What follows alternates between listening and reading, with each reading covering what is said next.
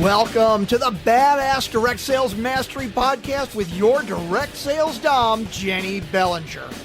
Badass Direct Sales Mastery is a podcast for rock star direct sales moms who are determined to make their business kick ass. Jennie will share her knowledge of effective sales and recruiting techniques, tips to get what you want from your business, and will interview direct sales professionals and leaders from various companies.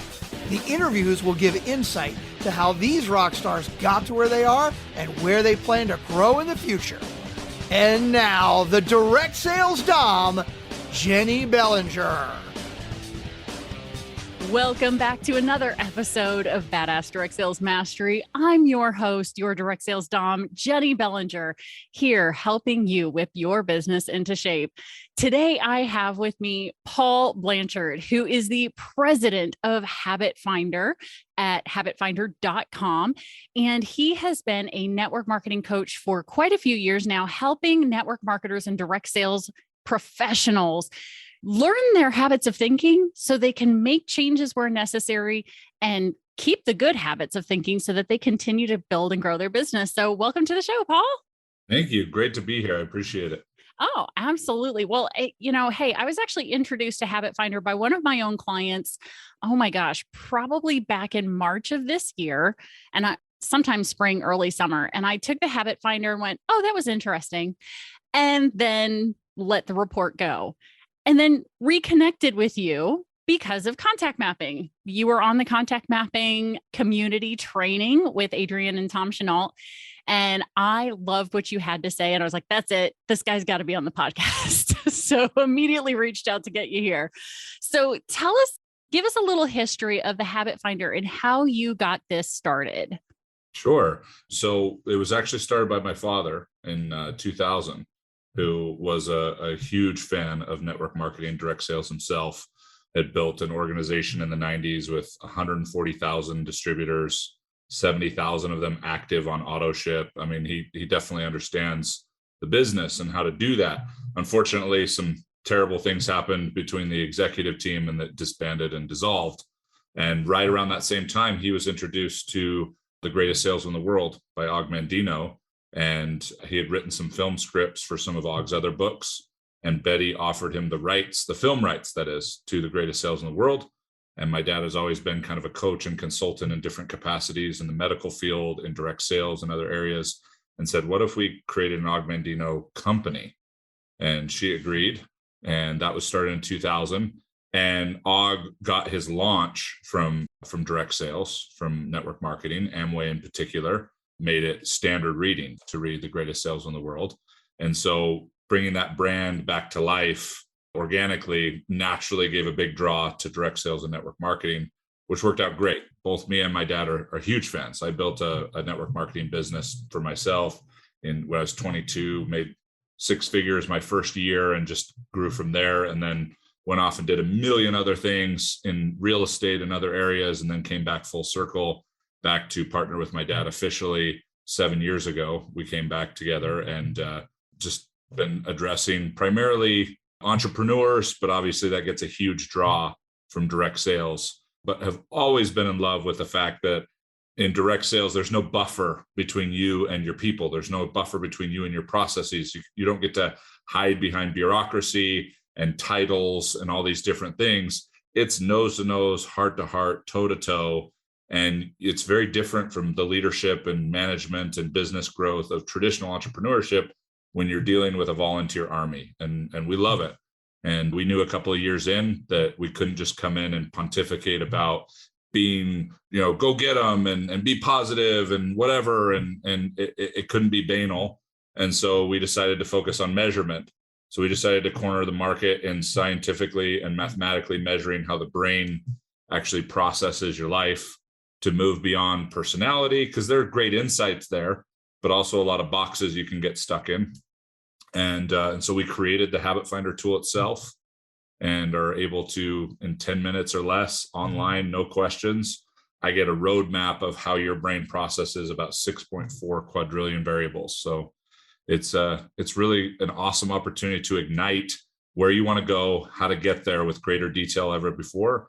But also, and I think this is really important for your listeners, to to bring to life everything you've already invested in. Because direct sales, network marketers, we are famous for investing in our personal development and our growth, and then wondering when it's going to pay off. When that made so much sense, but then when I went to actually do it, it didn't quite work out that way. Well, that wasn't because the system was wrong. That wasn't because the strategy didn't work. It's oftentimes because of how our brain processes. And so to have that transparency has been kind of feels a little bit like an unfair advantage in this industry, but we love it. Yeah, no, one of the things that has come up time after time on the podcast here has been the more you learn, the more you earn, right? And there are a lot of different factors that play into that. And obviously one of them is, your habits of thinking, right? Because the habit finder isn't just about the behavioral habits, right?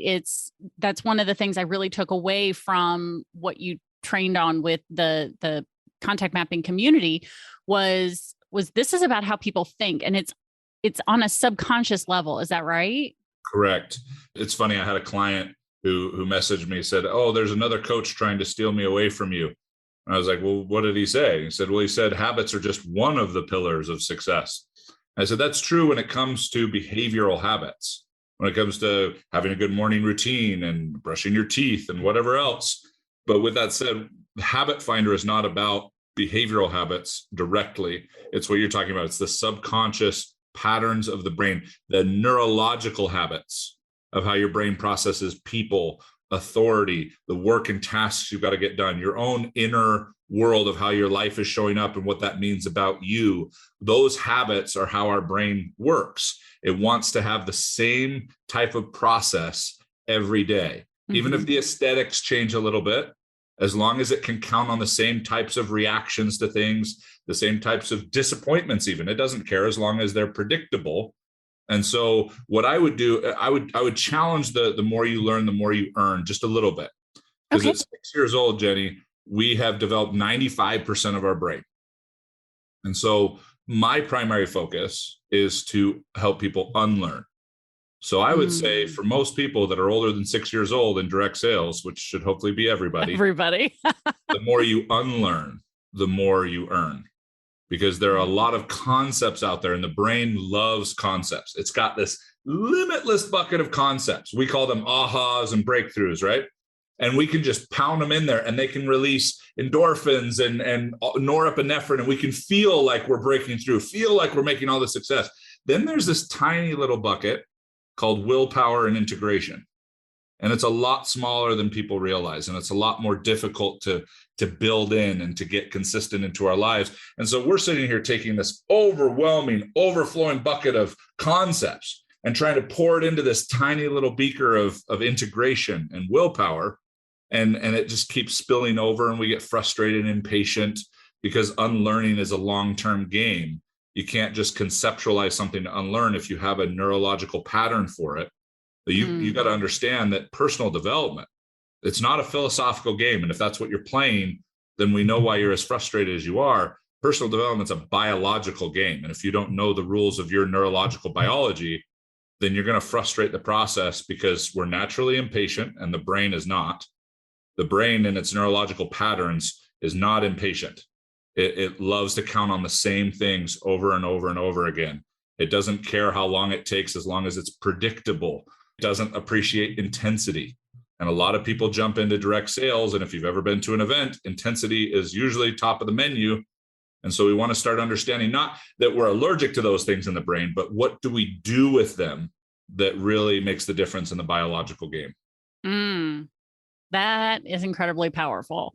So, going through that, because this is really, quite counter. I mean, as you said, quite counter to what a lot of us are being told and sold in the world of network marketing. So let's dig in. And you and I had this conversation before I hit record. Let's dig into a habit finder assessment. Like, what is it that people, first of all, you said takes less than 10 minutes to take. It's not a ton of questions, but it's really easy. And I would agree with that. It was a very simple assessment to take. What can they expect from when they get their results? Great question. It's a challenge of ours because we built the results based on familiarity. So the results look like maybe a personality test. There are characteristics on there. There are terms on there that would be really easy to look at. Like, for example, the fourth measurement down in the first section called My Dreams. My dad and I are writers. We like to be poetic and romantic with the language, but really we're measuring possibilities, blueprints. When the brain goes into creating the ideas of your future, that's what this section is all about. These are the brain patterns, the habits of your thinking that are creating that. And the fourth one down is called coachable. I can't tell you, Jenny, how many times I've gotten onto a debrief with someone, a deep dive into their results, and they've been like, it says I'm not coachable, but I feel like I'm coachable. And it's a great opportunity to set the tone for these results right then and there. And that is that if you look at your results from the Habit Finder and go, oh, that's so me. Or if you look at your results from the Habit Finder and say, that is so not me, neither of you are right. It has nothing to do with you, your being, your intrinsic self. It has everything to do with the cogs and the wheels and the gears of your brain. Now you're in charge. You get to manufacture what you want to manufacture. You're going to have some limitations, some challenges. If you don't pay close attention, some sabotages, depending on stories and patterns that you've created throughout your life. But you're in the driver's seat. Okay. You may not have power steering, depending. You may not have a great working clutch, but you get to drive. And we want to take a look at the vehicle, not you, because you're the driver. So when I get into someone's assessment results, I tell them, you are not your thoughts. I just want to see how those dots are connecting. So the first thing I like people to do is tell me about you. Tell me what's important to you, what's shaped you, so I can start to see the connections between who you are and how you think. And then we get a very simple equation. If who you are wants to create something that you are passionate about and you're not getting there, then we can take a look at how you think. And if how you think isn't in alignment with that, that's where we want to get to work. And it's not in more elaborate systems and strategies. You need some, but a lot less than most people think, because those are a drug that you just need to keep getting a bigger high from every time you use them, when there's much greater simplicity when we break it down on the level of the brain. So when you look at your results, there are words there that you can get distracted in. Oh, that's totally me, or that's totally not me. Neither one is correct. These are just the gears and the cogs we're looking at and how your brain is processing. And then we can get to explore. Now, for those of you who take this, and Jenny took hers to lead by example, you'll notice that the bar always starts in the green in the middle, and then moves to the left or to the right if there's any distortion. But the green remains, because that's you. And if you click on any of the measurements, the first definition you'll see is what it sounds like when it's in balance, which is your true self. So that's who you are. You are, for example, that section we were just talking about, you are self-directed, you are excellent, you are intentional, coachable, resilient, and steadfast. But if there's any distortion, then we know some of the gears and the cogs. For example, one of yours, okay, is perfection, which tells me a couple of things. Yeah, go ahead. Now, what's awesome is this is very common in very high-performing people. I mean, we see this measurement as strong as it is in yours over into the orange, not quite red, but pretty strong in orange, that we see that this is like present in Olympic athletes. Not necessarily because you've got to be competitive with other people to have that. That's not uncommon, though. But you are competitive with wanting to constantly get better. The challenge with that is when it's as strong as it is, it's never good enough is at risk of turning into I'm never good enough. It can drive procrastination. It can drive doing life in surges, because heaven forbid you take a 4-hour project and do it in 30-minute increments. That's very difficult for someone with this measurement, because you're a lot of people with these gears and these cogs in this thought process live life in momentum. And so they pay attention to the emotional momentum. So once they get started, they want to keep going until they get it done. But the challenge with that is we're not inanimate objects that need an impelling force. We can choose to start and stop intentionally. And it's usually someone who knows how to stop intentionally that is much better at not procrastinating than someone who knows how to start. All the attention for procrastination goes on starting. But the reason we suck at starting is because we sucked at stopping at an intentional time. We drove ourselves further than we should have. Like if I was your boss and I called you to come in on Saturday, said, hey, just for an hour, Jenny, I just need you for an hour. And you get there and then it's 2. and then it's half a day. You're already here. You might as well stay for the full day. You're not going to answer my call the next Friday that I call hoping that you can come in on a Saturday because I violated our agreement, our contract for just an hour. Yet we do that to ourselves all the time. If I can just make a couple of calls, then I'm going to be happy. So we make a contract with our brain. I'm just going to make a couple of calls. We make a couple of calls. Awesome. Now I'm going to make 50 of them. And we just keep driving and driving and driving and driving. Or like, today was awesome. I'm exhausted. But the next day, your brain's like, screw you. You totally violated our contract. We're going to find every distraction, every way to hit the brakes as possible, because the last time you got us started, you ran us ragged. So that's a counterintuitive element to one of the thought processes that you've got in here in terms of that perfection, just as an example. Yeah, no. And as you were saying that, like every bit of that was hitting home with me.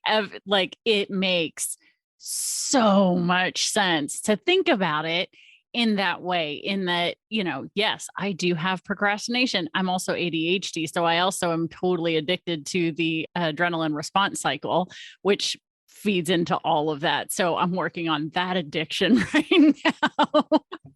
But, I would assume that just having people at first understanding this is a huge step in moving forward to making shifts to better utilize the way the brain works. Yeah.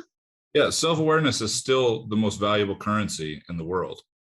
The challenge is where personal development got its knock in the past is that self-awareness was done in generalities, very abstract self-awareness. Like, oh yeah, I have a hard time being positive, or I need a better mindset. Mindset is everything. Well, until we burst on the scene, and we're still one of the best kept secrets out there, because we're not marketers, we're coaches. We've worked with 250,000 people over the last 20 years. But even with that said, that's a drop in the bucket compared to people who are pouring hundreds of thousands of dollars into Facebook and whatever else to be able to do that, and which is great. And we're working on getting into that space and building a team around that. But unfortunately, the world today in mindset is creating funnels that lead to coaches that aren't as good as the funnel, because mindset is such an easy buzzword to sell you stuff you don't need, because I can just say mindset and you go, oh yeah, but what is mindset? And what is mindset really, other than an actual concrete scientific variation of how your brain processes your life? And right. So self-awareness actually gets its power when it can be specific. Like Jennie, I've worked with thousands of people and asked all of them one of the same questions when I first get to meet with them. And that is, what do you want?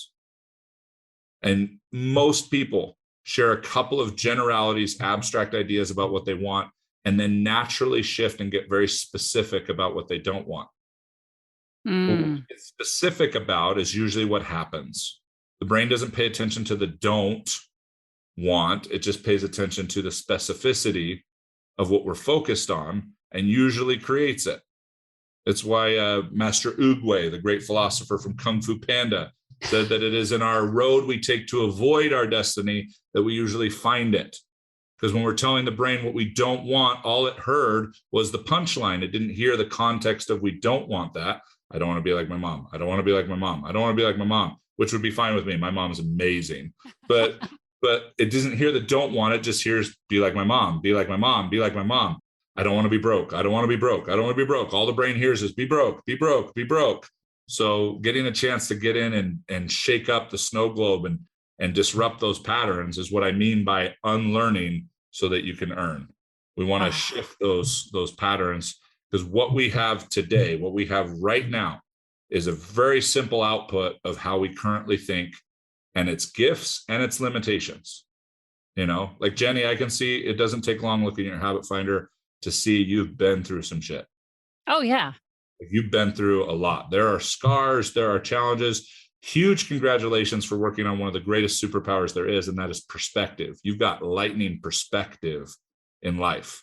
You carry some major burdens, but when you really step back and you need that perspective to get you through something, it's really clear in your habit finder, which is really rare for someone to have a lot of noise in what's possible, a lot of noise in how I feel about myself. As my father would say, if I talk to you the way your thinking habits talk to you, we wouldn't be friends. Yeah. But when it comes to how your life is actually playing out, really healthy, really productive. I'm not a big fan of positive. I think positive is just as bad as negative. But when we calibrate the two, we can be productive, which I'm a much bigger fan of. And you've got the clarity to be very productive. And you're also finding the platforms to capitalize on the noise. One of the greatest is, with the noise you've got, is a place to express and to connect. Thus, this podcast, a brilliant move to serve your audience. But if they knew how much it served you, like that's really probably one of the biggest benefits, because you're able to harness what you've been through rather than be held back by what you've been through expression. Yes. One of the great challenges is, without the perspective you got, this podcast is just an idea that you still haven't executed on. Like so many of your listeners who are in a similar place, and having a platform, no matter how micro or macro, could serve them so well, but your perspective got you to a place where you could actually execute in spite of the noise. And just huge props for that. I think that's awesome. Well, thank you. I so appreciate that. And, a lot of that impetus to take action came from the fact that I've been through some shit. And I'm like, I'm not letting myself stay there any longer. And so the way to get out of there is to do something about it. Because again, as you said, a lot of these habits of thinking are established when we're young, right? Very, very young. And so that's how I was raised. Like, Mom, I have a headache. Okay. Have you taken any Tylenol? No. Okay. Well, go take Tylenol. Half an hour later, Mom, I have a headache. It still hurts. Did you take Tylenol? Nope. Don't want to hear it. I gave you something to do. You didn't do it. Right. So that was established in me very early. Right. And so for me, it's like, okay, when I'm in pain, I got to do something about it. I'm not going to sit here and wallow in it, not allowed, because no one wants to hear me bitch about it. Yeah. So with all of this, as you're working with people who have taken the assessment, first of all, the first step is to take the assessment, right? To go through and begin to take a look at what your habits of thinking are. And so I've been working with your team, and we have set up a link where all of the listeners right now, my badass crew, you guys know who you are. If you just go to habitfinder.com/BDSM, you can take the assessment for free. Woo woo. So it's a strange process, but I've got a feeling that, based on the wordplay of your tribe, that they're not going to be too sticky about random words and weird stuff. It's strange because what it is there's no questions. You're just asked to rank two lists. One list is mathematically constructed for your internal processes in your brain, and one list is mathematically constructed for your external processes.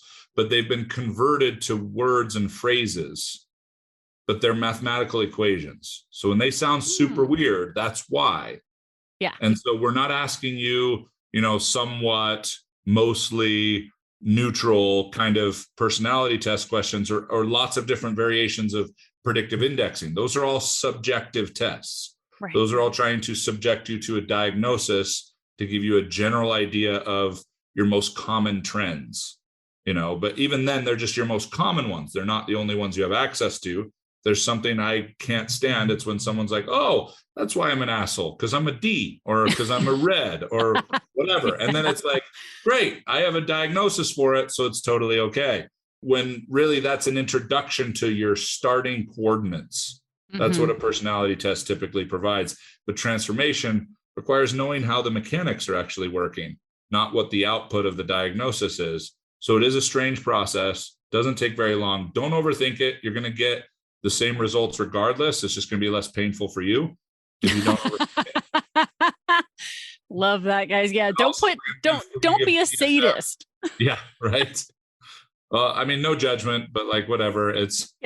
Save it for something outside of the Habit Finder. Yeah. And then for the BDSM crew, we're gonna provide complimentary consults. Get 15-20 minutes with my Habit Finder specialists, just to get you your bearings and what you're looking at.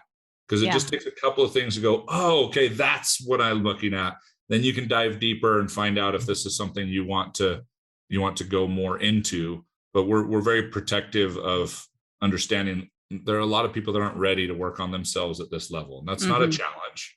It's just some people still need some other introductions, some other elements to working on themselves and self-awareness and different things that are preambles, yes, but important preparation to be able to take oneself on at this level. Yeah, no. And I do have to say, I have a degree in psychology, and I got my degree long enough ago. I think I said that right. Long ago enough, there we go, that I actually learned how to give those personality and intelligent assessments when you actually had to give them in person because they weren't on a computer, right?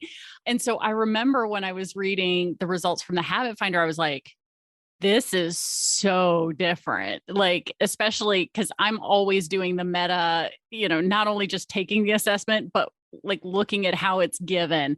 And it was absolutely fascinating to me. So any of my listeners, if you guys have a background in psychology, have fun because this one's a good one. So I really enjoy that. So Paul, thank you so much for sharing this with my listeners. And I would love to have you come back and be able to share just a little bit further deeper with our listeners about the Habit Finder and how this can specifically apply within a network marketing business. Because I think there are so many different ways that we can go with this in order to help the audience improve and like get to that place that they want to go. Like, I know that they can all see, and there's my cat. I know that they can all see the place that they want to go, but they can't find the road there. And this can be one of the ways that will help them find the road to where they want to go. Yeah. And this isn't just about, let's find out all this fancy terminology about your brain. Some of that's just to make me sound a lot smarter than I am. But the real punchline is, let's put you on a path, especially in direct sales or network marketing, because there's different governing laws to a volunteer army. And that's a big part of what we teach, but we don't teach anything that isn't tied to what's actually going to help your brain align to something long-term. I've met a lot of people who know how to make a lot of money really fast in network marketing, but not a lot of people who know how to last. And that's going to pay you way more than getting to some elite rank in 6 months. And then you're jumping to the next one and the next one and the next one, trying to get the same high, rather than building a real solid foundation and being able to understand the dynamics of network marketing that involve people that are very different from you, and how to be able to engage them regardless of personality, how to be able to engage yourself regardless of what emotional spectrum you wake up with, and how to be able to find consistency, how to be able to break down some of the walls and the misnomers out there about what you're supposed to do, like having a big why, which is garbage. Having a vision board is not garbage, but for 98% of your listeners, it's very dangerous. Those are the things I'd love to come back and talk about that for sure.